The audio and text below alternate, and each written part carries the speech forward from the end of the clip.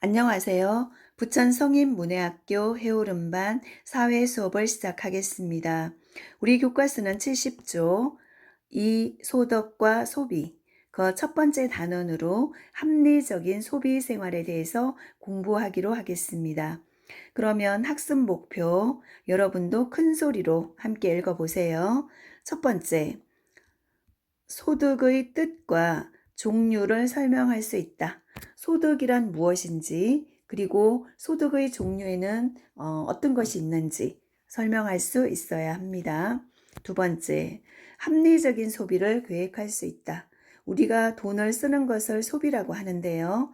이때 소비를 할 때 우리는 많은 고민을 하고 돈을 쓰게 되죠. 그래서 합리적인 소비를 미리 계획할 수 있어야 합니다. 그 다음 밑에 생각 열기 그림 보시면 냉장고도 사고 싶고, 그 다음에 교육비를 내고 공부도 하고 싶고, 그 다음에 우리가 좋아하는 핸드백도 하나 사고 싶어요. 그리고 예쁜 지갑도 있어서 이것도 하나 샀으면 좋겠고. 그런데 문제는 이거 다 살 수 있나요? 우리가 이 중에서 뭐 한두 개, 때로는 한 개만 선택해서 살 수밖에 없죠. 우리가 이것을 다 살 수 있을 만큼 우리의 소득이 무궁무진하진 않아요. 항상 소득이 한정되어 있죠. 우리가 쓸 수 있는 돈이 정해져 있기 때문에 우리는 항상 선택을 해야 합니다. 어떤 것을 살 것인지, 어떤 것을 먼저 사고 어떤 것을 나중에 살 것인지, 그리고 얼마만큼 살 것인지. 그래서 우리는 합리적인 소비를 하기 위해서 많은 고민을 하고 돈을 쓰게 되죠.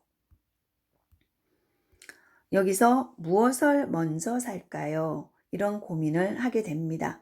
소득이 무궁무진 많다면 한꺼번에 다 사면 되죠.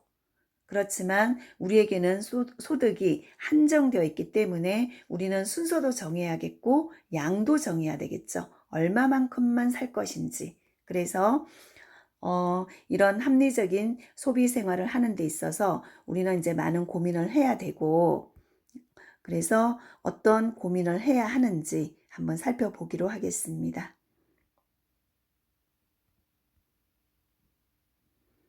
네, 소비를 하기 위해서는 돈이 있어야 되겠죠. 그래서 소비할 수 있는 돈을 소득이라고 하고, 그러면 소득의 뜻, 소득이란 무엇이고, 무엇인지, 그 다음 어떤 종류가 있는지 한번 읽어보겠습니다. 우리가 다양한 방법으로 벌어들인 돈을 소득이라고 한다. 소득은 주로 화폐이지만 우리가 알고 있는 돈이죠. 경우에 따라서는 물건이 될 수도 있고 주식이 될 수도 있죠. 예를 들어서 금 열돈을 사놨어요. 그러면 돈이 필요할 때 팔아서 화폐처럼 돈으로 사용할 수가 있죠. 그래서 물건도 소득이고, 그 다음에 우리가 주식을 하죠. 주식도 필요할 때는 언제든지 돈으로 바꾸어서 사용할 수 있기 때문에 소득이라고 할 수 있습니다. 그러면 소득에는 화폐도 있고 어떤 물건도 있고 주식도 소득에 속한다는 것을 알 수 있죠. 그래서 다양한 형태를 가지고 있다. 여러 가지 형태의 소득이 있다는 거고, 우리는 소비 생활의 주체로, 우리 개인은 소비 생활의 주체죠. 어떤 물건을 사지 않고는 살 수가 없어요. 필요한 물건을 사서 사용해야 되기 때문에 우리는 소비의 주체입니다. 그래서 소비 생활의 주체로서 어떤 물건을 사기 위해서는 반드시 소득이 있어야 되겠죠. 소득이 있어야 한다. 그러면 소득을 얻는 방법에 따라 여러 종류로 나누는데요. 첫 번째, 근로소득. 두 번째, 사업소득. 세 번째, 재산소득. 네 번째, 이전소득. 이렇게 소득의 종류를 네 가지로 나눌 수 있습니다. 그러면 순서대로 근로소득에 대해서 알아보겠습니다. 월급과 같이 일한 대가로 우리 일하면 월급 타죠. 월급과 같이 일한 대가로 얻는 소득을 근로소득이라고 한다. 가계의 소득 중 가장 큰 비중을 차지하는 임금, 일하고 한 달 동안 일하고 받는 월급을 임금이라고 하죠. 임금이 이에 속한다.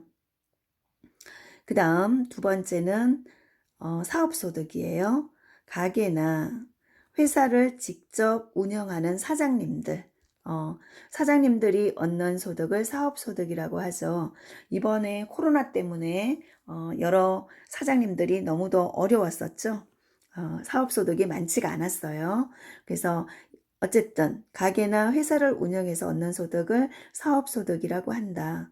근로소득이나 사업소득은 생산활동에 직접 참여해 일한 대가로 얻는 소득이다. 생산활동에 직접 참여해서 일한 대가로 받는 소득이죠. 근로소득과 사업소득은.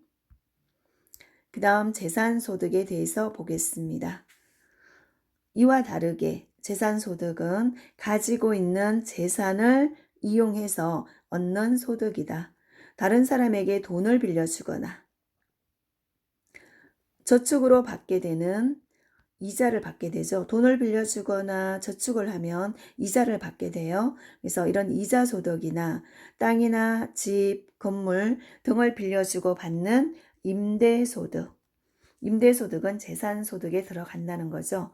그러면 다시 보면 재산소득에 들어가는 것은 첫 번째, 이자소득이죠. 네, 이자소득이다. 두 번째는 임대소득이다. 이자소득과 임대소득은 재산소득에 속한다. 그 다음 이전소득입니다. 연금이나 우리 이제 나중에 은퇴를 하고 받게 되는 연금이죠. 미리 젊었을 때 들어놓았던 연금이나 그 다음에 국가에서 주는 기초생활비 있죠. 우리 여러분 노령연금 받으시죠? 그래서 그런 노령연금 같은 기초생활비 등과 같이 직장을 그만두거나 질병이나 사고, 노령 등으로 받는 돈을 이전소득이라고 한다. 우리가 보험을 들어놨다면 보험에서 받는 돈도 이전소득이 되겠죠. 그래서 이전소득은 정부나 기업에서 생산활동하고는 관계없이 내가 어떤 일을 하지 않았어도 생산활동과 관계없이 상관없이 지급하는 것을 이전소득이라고 합니다. 그러면 이렇게 소득이 있으면 이 소득을 가지고 어떤 돈을 쓸 수가 있겠죠. 소비 생활을 할 수 있는데 우리는 돈이 무궁무진 많다고 하지 않았어요. 한정되어 있죠. 우리의 소득은 한정되어 있습니다. 그 한정된 소득을 가지고 알뜰하게 계획적으로 잘 써야 되겠죠. 그것을 합리적인 소비라고 합니다. 소비를 하는데 합리적으로 해야 한다. 계획을 잘 세워서 돈을 잘 써야 되겠죠. 그러면 우리는 생활에 필요한 재화나 서비스를 구하기 위해 소비를 한다.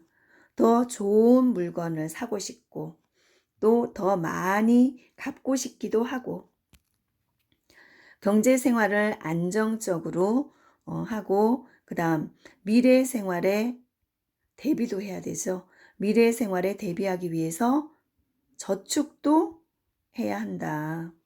그러나 소득이 돈이 많나요? 이거 다 여유 있게 넉넉하게 할 만큼? 그렇지 않죠? 그런데 소득은 한정되어 있다.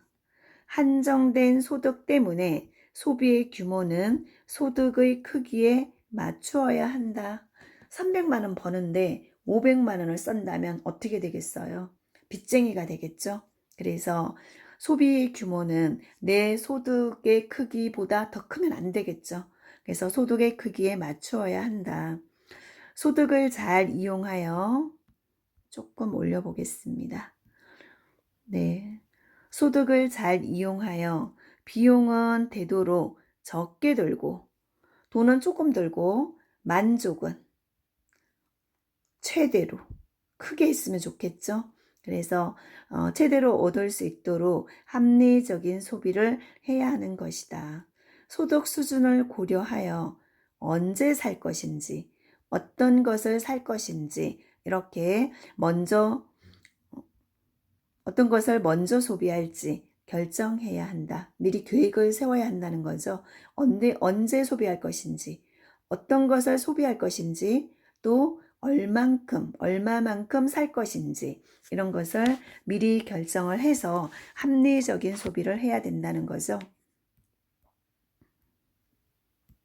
그 다음, 소득을 고려하여 소비의 우선순위를 결정했으면 정해야 되겠죠. 뭘 제일 첫 번째로 살 것인지, 두 번째로는 무엇을 살 것인지, 세 번째 이렇게 정해놔요. 그러면 첫 번째, 두 번째, 세 번째 사고 돈이 떨어지면 4번은 포기해야 되겠죠. 그래서 이런 우선순위를 결정했으면 가장 합리적인 소비 대상을 선택해야 한다. 돈은 되도록 적게 들이고 만족은 최대로 많이 만족하면 좋겠죠. 마음에 들면 좋겠죠. 어떤 내가 사는 것이. 그래서 최대로 얻을 수 있도록 유용한 정보를 수집하고 여기서 정보는 어디 가야 좋은 물건을 살 수 있을지 그 다음에 똑같은 물건이어도 어디를 가야 더 싸게 살 수 있는지 이런 유용한 정보를 수집하고 활용해야 내가 돈을 적게 들이고도 만족을 크게 할 수가 있겠죠. 그 다음 신용 거래를 하면 현재의 소득 범위보다 더 많은 소비가 가능하여 이것은 우리가 사용하는 신용카드도 이렇게 되겠죠. 신용카드 일단 내가 먼저 살 수 있어요. 그리고 나중에 갚아야 되는 형태이기 때문에 내가 가지고 있는 돈보다 더 많이 쓸 수는 있는데 이것은 잘 관리를 해야 되겠죠. 그래서 신용거래를 하면 신용카드라고 생각하시면 됩니다. 신용거래는 현재의 소득 범위보다 더 많은 소비가 가능하여 필요에 따라서 경제활동에 큰 도움이 된다. 내가 뭔가를 사긴 사야 되겠는데 돈이 지금 당장은 없어요. 그런 경우에 신용카드를 사용해서 물건을 구입을 한다면 살 수는 있죠. 그래서 이제 도움이 되기는 해요. 하지만 조심해야 될 게 있죠.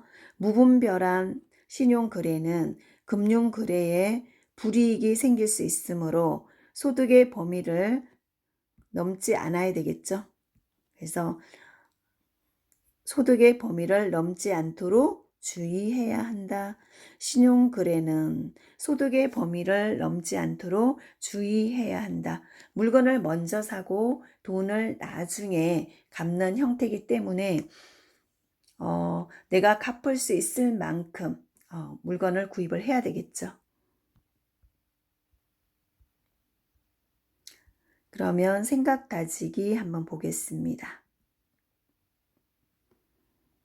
네, 다음 가족의 이야기를 읽고 사람들이 생활에 필요한 소득을 어떻게 얻고 있는지 답해 봅시다. 오늘은 추석이라 식구들이 모두 모였다. 은행에 다니는 큰아들도 오고 가전제품 가게를 하는 작은아들도 왔다. 작은아들은 가게 건물 주인이 가게의 임대료를 올려달라고 한다며 걱정을 했다. 그러면 우리 작은아들과 큰아들이 어떤 소득을 얻는지 한번 보겠습니다. 1번 은행에 다니는 큰아들이 얻는 소득은 무엇일까요? 일을 하고 월급을 받는 거죠.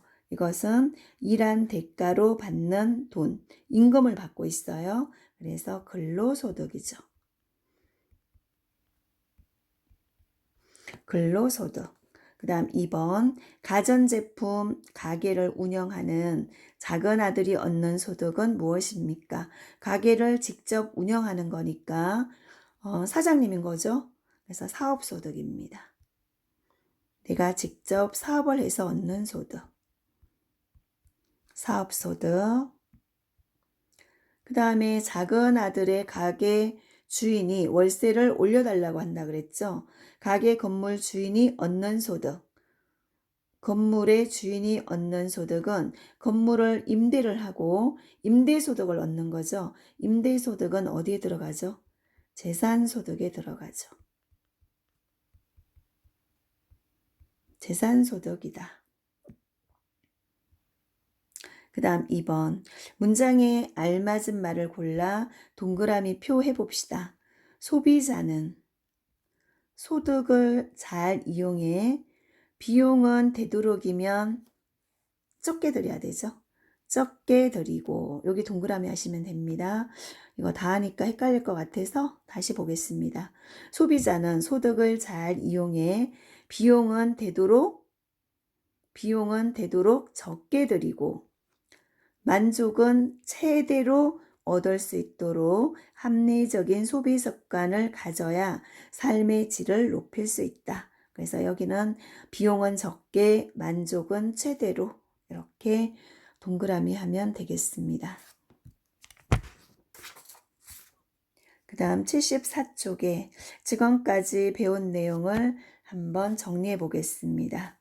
1번, 우리가 다양한 방법으로 벌어들인 돈을 뭐라고 하나요?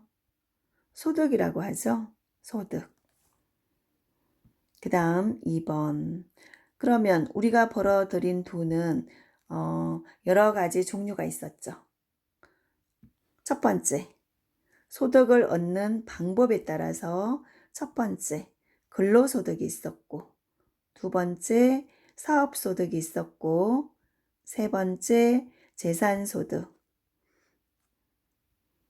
네, 그 다음 네 번째, 이전소득이 있었죠. 첫 번째 근로소득은 어디 회사나 뭐 공장에 다녀서 내가 한 달 동안 일하고 받는 임금, 월급이죠. 월급을 받는다면 근로소득. 그 다음에 내가 직접 가게를 운영해서 또는 좀 더 규모가 큰 회사를 운영해서 벌게 되는 사장님들이 얻는 소득은 사업소득이 되겠고, 그 다음에 내가 건물이 있어요. 그래서 그 건물을 빌려주고 임대료를 받는다면 임대소득이 있겠죠. 그것은 재산소득입니다. 그 다음에 내가 또 돈이 있어서 은행에 저축을 하면 이자를 받게 되겠죠. 그런 이자 소득도 재산소득에 들어가죠.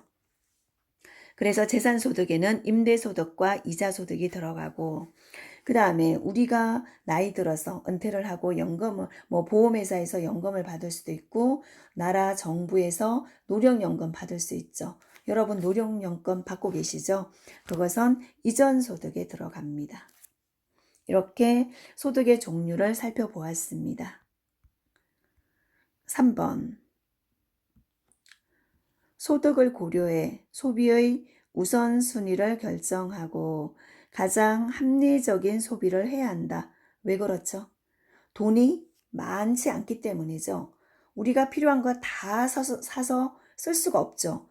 소득은 한정되어 있기 때문에 내가 어떤 것을 먼저 살 것인지 우선순위를 정해야 돼요. 그리고 언제 살 것인지, 그 다음 얼만큼만 살 것인지 이렇게 고민을 해서 합리적인 소비를 해야 되겠죠. 그래서 우선순위를 정해서 소비를 해야 한다. 그래야 합리적인 소비 생활이 된다는 거죠. 4번, 무분별한 신용거래는 분별 없이 신용카드 긁을 수 있다고 막 물건 다 사서 긁었어요. 그럼 나중에 갚을 수가 없다면 우리는 어떻게 되겠어요? 빚쟁이가 되겠죠. 그래서 이렇게 무분별한 신용거래는 금융거래에 불이익이 생길 수 있으므로 반드시 우리가 얻을 수 있는 소득의 범위를 넘지 않아야 되겠죠. 갚을 수 있는 능력만큼만 신용카드도 써야지 300 버는 사람이 500을 쓴다면 평생 그 빚쟁이를 면치 못하게 되겠죠. 그래서 합리적인 소비가 필요한 이유이기도 합니다. 이렇게 해서 오늘은 합리적인 소비 생활에 대해서 공부를 하였습니다. 그러면 다음 시간에는 75쪽에 기업과 무역, 회사죠. 회사, 무역은 외국과 물건을 사고 파는 거예요. 그래서 그런 무역에 대해서 공부하기로 하고 오늘은 여기까지 하겠습니다. 감사합니다.